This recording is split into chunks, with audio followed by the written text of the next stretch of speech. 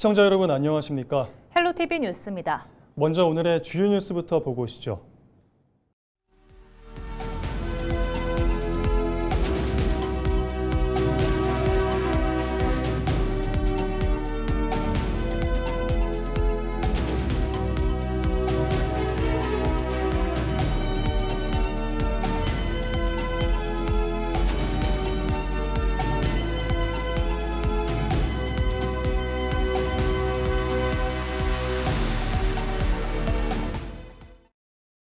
우상호 더불어민주당 강원특별자치도지사 후보가 18일 원주시민연대가 주최한 5.18 민중항쟁 제46주년 강원 원주 기념 행사에 참석했습니다.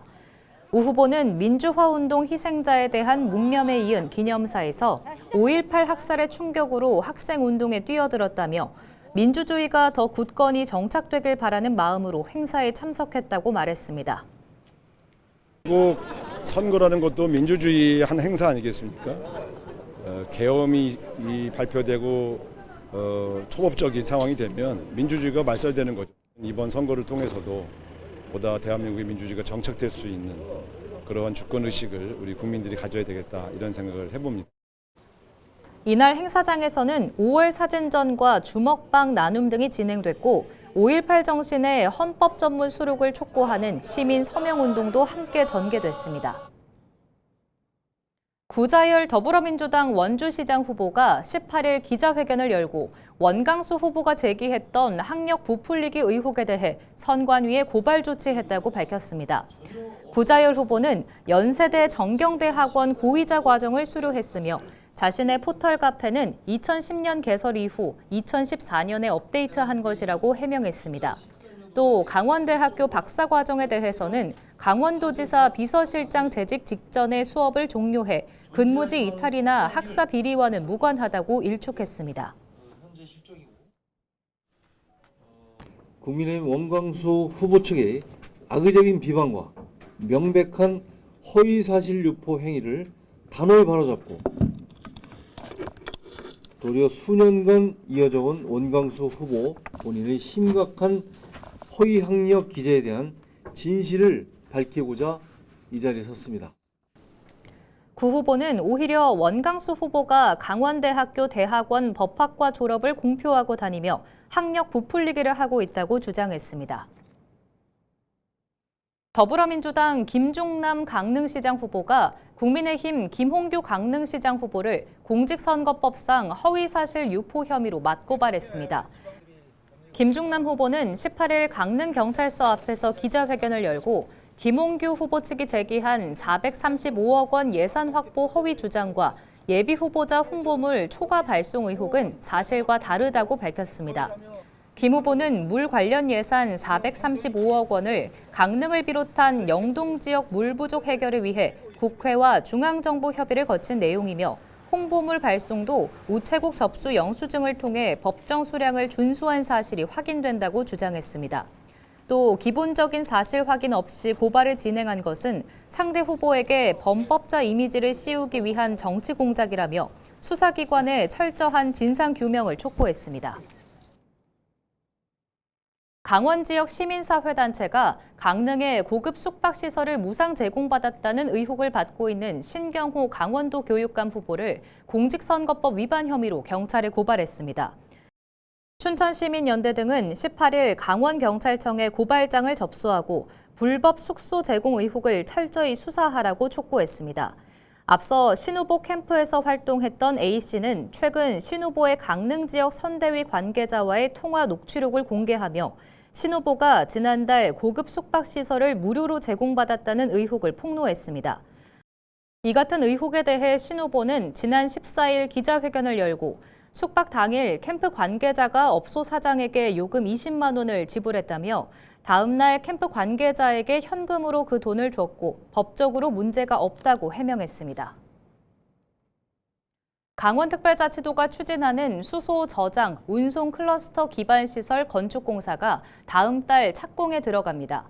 강원특별자치도는 동해 북평 제2일반산업단지에 들어설 산업진흥센터와 안전성 시험센터, 시스템 실증센터의 설계를 마치고 시공사 선정 절차를 진행하고 있다고 밝혔습니다. 해당 사업은 오는 2028년까지 668억 원을 들여 연면적 9,600제곱미터 규모의 건축물 3개 동과 시험 인증 장비를 구축하는 내용입니다. 시설이 완공되면 수소 저장 운송 분야 기술 시험과 평가, 실증 인증 기능이 집적돼 관련 기업의 기술 경쟁력 강화와 사업화 지원 역할을 맡게 됩니다. 세계의 그런 검증 인증센터 이런 것들은 상당히 의미가 있다. 이제 착공을 다음 달 해서 28년이면 끝나거든요. 하면 그게 본격 가동이 되고 하면 관련 기업들도 좀씩 들어오지 않을까 그런 기대를 해봅니다. 강원도는 오는 6월 공사에 착수해 오는 2028년 준공을 목표로 사업을 추진할 계획입니다. 강원특별자치도는 18일부터 고유가 피해 지원금 2차 지급을 시행한다고 밝혔습니다. 2차 지급은 소득 하위 70% 도민과 1차 지급 기간 중 신청하지 못한 기초생활수급자, 차상위 계층, 한부모 가족 등을 대상으로 실시됩니다. 신청 기간은 7월 3일까지이며 신청 첫 주는 혼자 방지를 위해 출생연도 끝자리 기준 요일제를 시행합니다. 제9회 전국 동시지방선거 후보 등록이 마무리되면서 본선 대결에 막이 올랐습니다. 강원도지사 선거에 나서는 우상호, 김진태 후보는 등록을 마치자마자 맞고발전에 나서며 난타전을 예고했습니다. 정승환 기자가 보도합니다. 6.3 지방선거에 본선 막이 올랐습니다.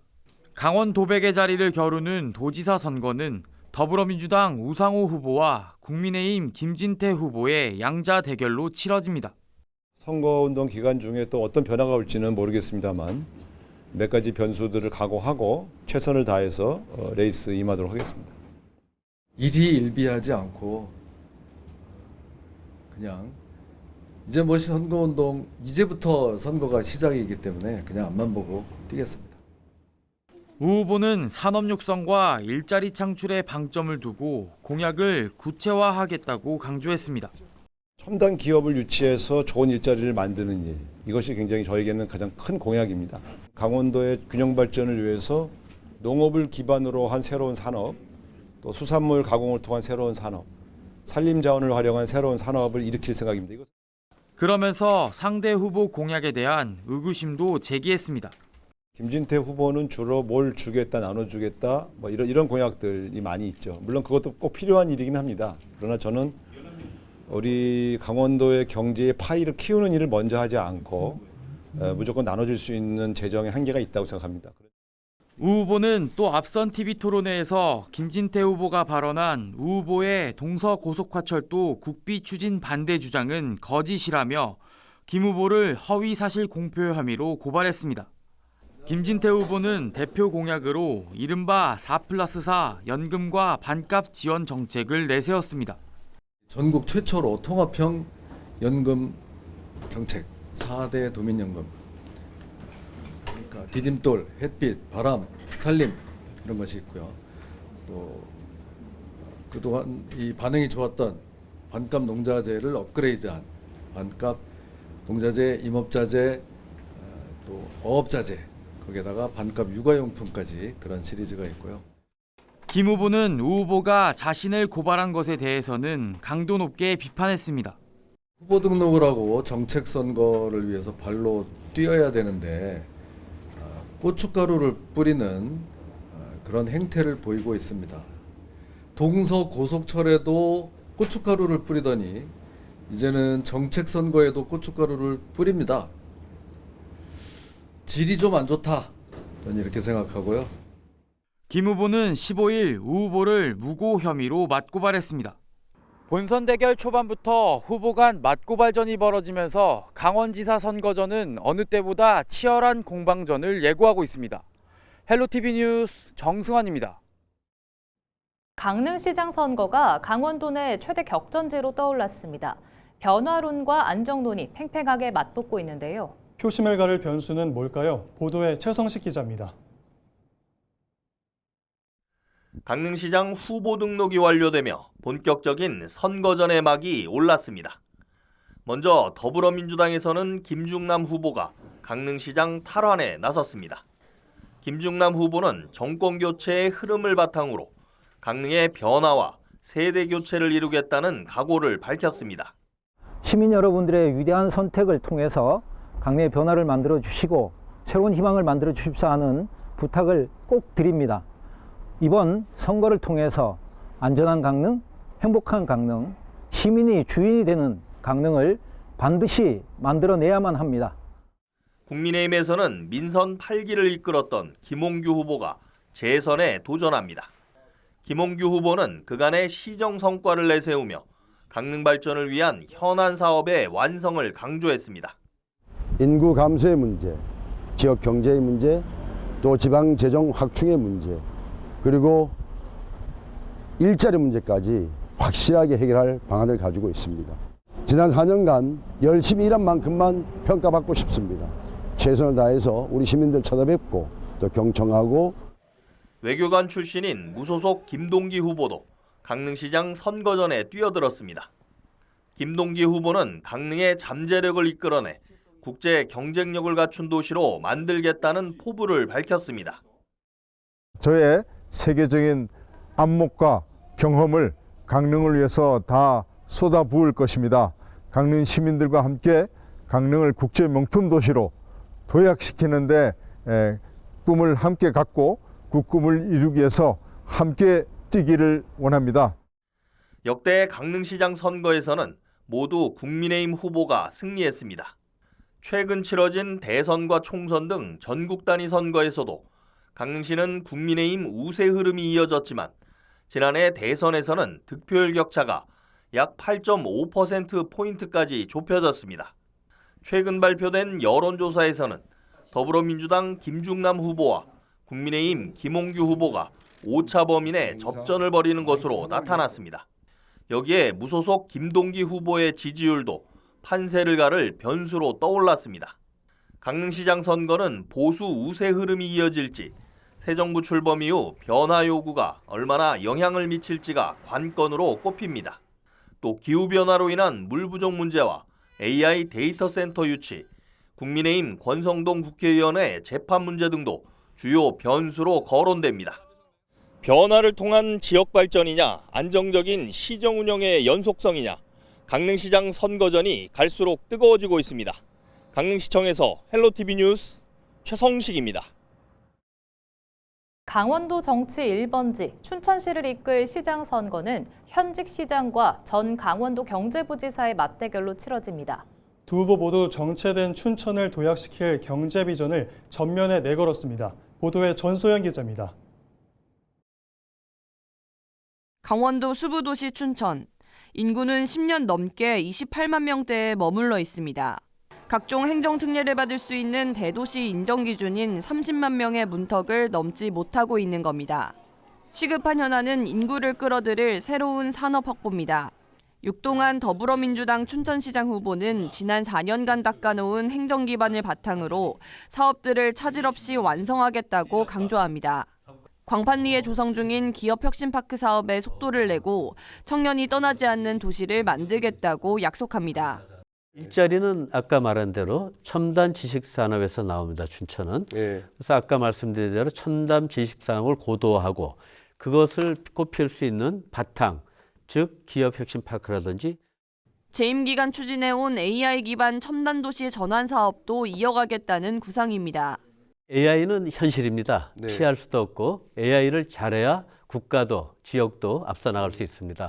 시민들과 늘 같이 하는 행정을 AI로 편리하게 서비스를 갖다 계획을 하는 것이죠.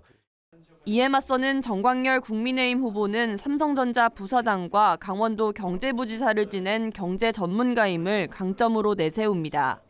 국방반도체 설계 중심의 새로운 산업 생태계를 구축해 50만 경제도시를 만들겠다고 약속합니다. 부동산 값이라든가 여러 가지 이유 때문에 서울을 좀 탈출하고 싶어하는 기업들이 있거든요. 그분들을 잘 모실 수 있는 곳으로서 춘천이 저는 매력적인 곳이라고 생각합니다.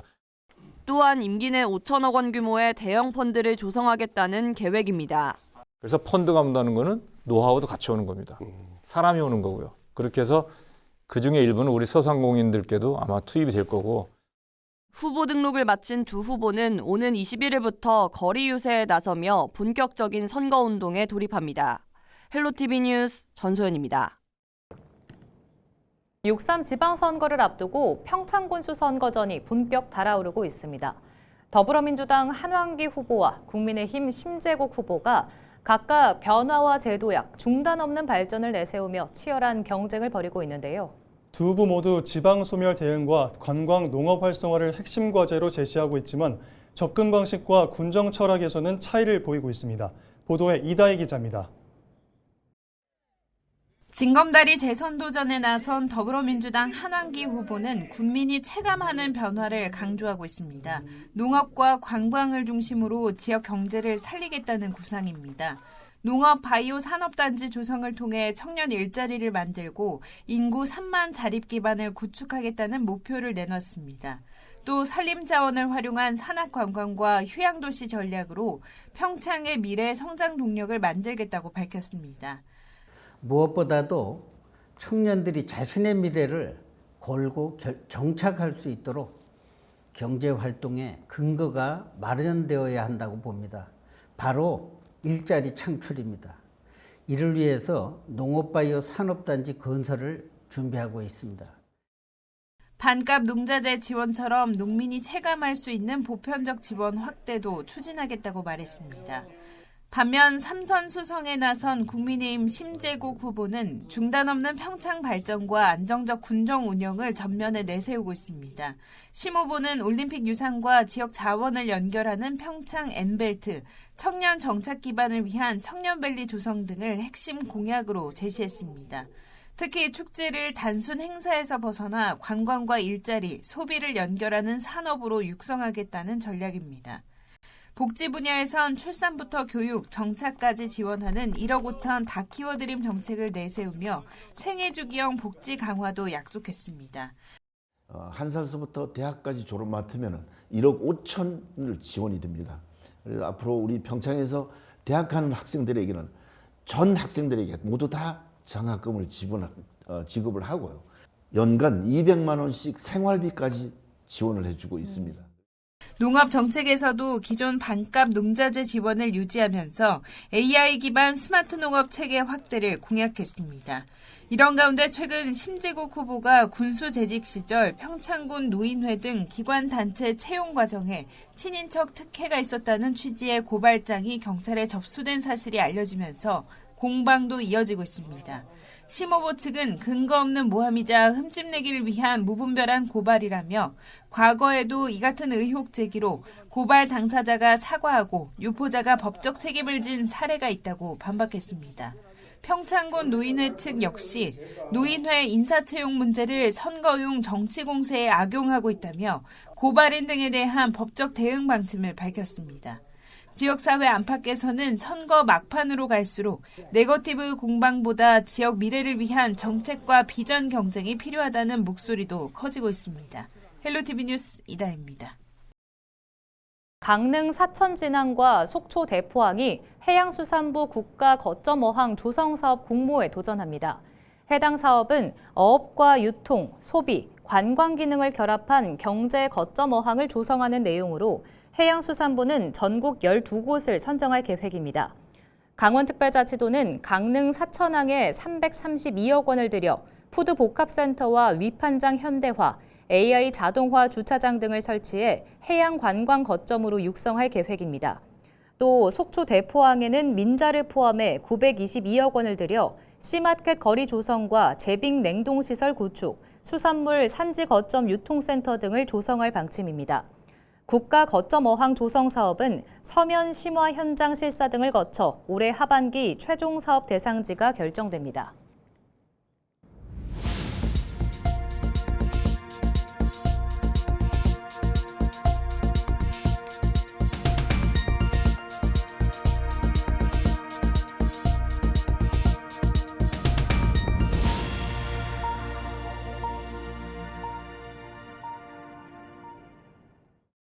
이상으로 뉴스를 마칩니다. 시청해주신 여러분 고맙습니다.